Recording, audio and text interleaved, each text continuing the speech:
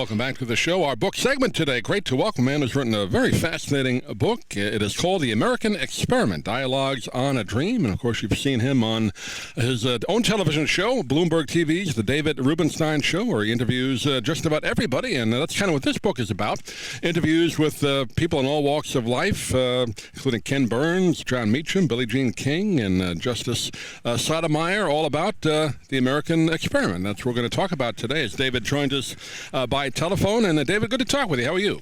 My pleasure to be here. Thank you for inviting me back. I know you're doing a lot of these, so we'll try and ask you something a little bit different if I can. But I got to say, I always enjoy books where you get to read interviews. I've always enjoyed doing the interviews myself locally, but you've got a chance to do it on your TV show, and that's kind of what this book is about. You sit down with all these different people in different walks of life and just kind of get their thoughts on America. I guess this is kind of the third in a series of books you've done, right? You did the previous one, The American Story, and one on leadership, right? Yes, and this one is about how America is unique and the qualities we have as Americans that enable us to get through all the things we've dealt with, and obviously we've had stress tests through our life. But interestingly, as you know, as an interviewer, interviewing is a good way to get people to talk to you in ways that you don't get from giving a speech. So when you interview somebody, you can really learn a lot more.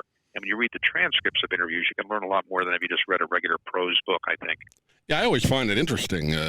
Obviously, you want to hear them on radio, a podcast, or television, but even reading them, you do get more of an insight as opposed to somebody doing an article about somebody, which is fine, but you don't always, you're getting more of the writer's point of view as opposed to the guest's point of view when you do that.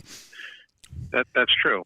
Interestingly, the interview format that we're now engaged in is one that's pretty popular around the world, but it didn't exist for thousands of years. There's no interviews of Cleopatra or Charlemagne or William Shakespeare or Abraham Lincoln. They just didn't have the interview format, and therefore we don't know a lot about what these people would have said had they been interviewed.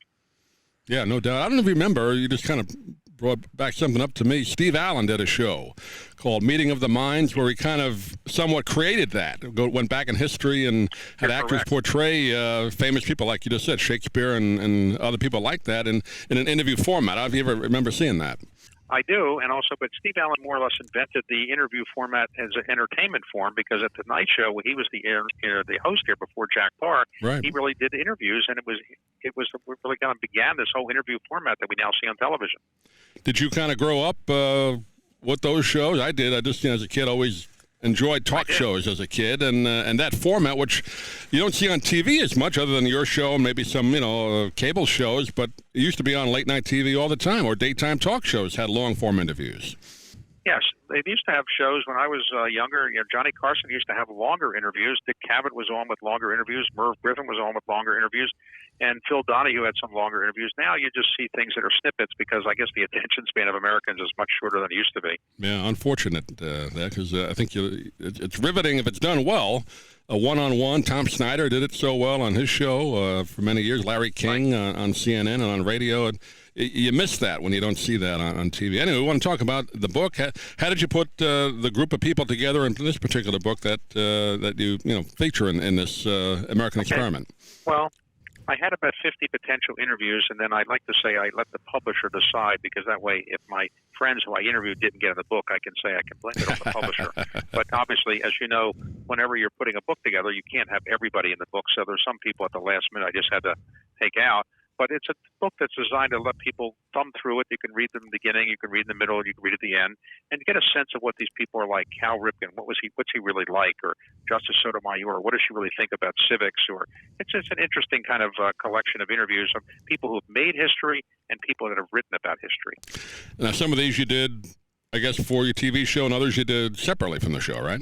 Yes, some are on a TV show, but some I said I want to have a certain person, and I would call them up and say, can we do an interview? And normally I would go to their house or they would come to a studio, but here we did a lot of them virtually because of COVID. So we did the interviews, in ways that we wouldn't have done them in normal times. Right. Yeah, that has changed everything, hasn't it? But well, the list you have, like I mentioned, is really a cross-section from politics to business, obviously sports. You mentioned Cal Ripken, and I was just reading before the Billie Jean King one. We're, of course, the U.S. Open right now. How was she to talk to? I had a chance to talk to her a long time ago when I was in college. Did a brief interview with her. She seemed engaging at that time. I guess she's always been kind of one of those people that's kind of a focal point, right? Some athletes are very shy and withdrawn. They're not very verbal. She is the opposite. She's very verbal. I don't know whether she was when she was very young, but she's very verbal and willing to talk about anything, including things that people normally wouldn't have talked about in the past. Yeah, she was a great player, but also a controversial figure back in the mostly in the 70s when really she helped form the women's tennis tour and Title IX and all that kind of thing. So her thoughts on America, was she optimistic, or what did she say? Well, she came from a blue-collar background. She rose up to the heights of athletic fame, but she was more interested in equality for women to make sure they got equal purses. But also when she came out of the closet, so-called, and identified herself as a lesbian, that was very unusual for professional athletes at the time, and she thought it would end her career. It didn't, and actually, if anything, she's become even better known than she was before for breaking that barrier. Yeah, she had really been a top player for about 10, 12 years before all the if you want to call it controversial things started in the early 70s. Of course, the match with Bobby Riggs, that kind of put the women's movement on top, even though that was kind of an entertainment thing, but that was the point, the whole women's movement at that time. So it really was an important point in American history, wasn't it? It was, and as a tennis player, she came from a blue-collar background. Normally, as tennis players didn't come from blue-collar background. She didn't have money for lessons and so forth. But she played singles, she played doubles, and she played mixed doubles. And it's very rare today to see champions play all three of those in a tournament. Yeah, you don't see that much anymore. I think Martina might have been the last one. Martina Navratilova might have been the last that would do all three in the majors. But, of course, not only sports. You mentioned Cal Ripken, entertainment. Rita Moreno, really one of the great actresses. And what was she like to talk to? I always enjoyed her work. Well, as the chairman of the Kennedy Center, we gave her Kennedy Center honors one year, and I got to know her. And, I couldn't believe that she was the age she was. She's now, I think, 88 years old, but as vibrant as anybody can be.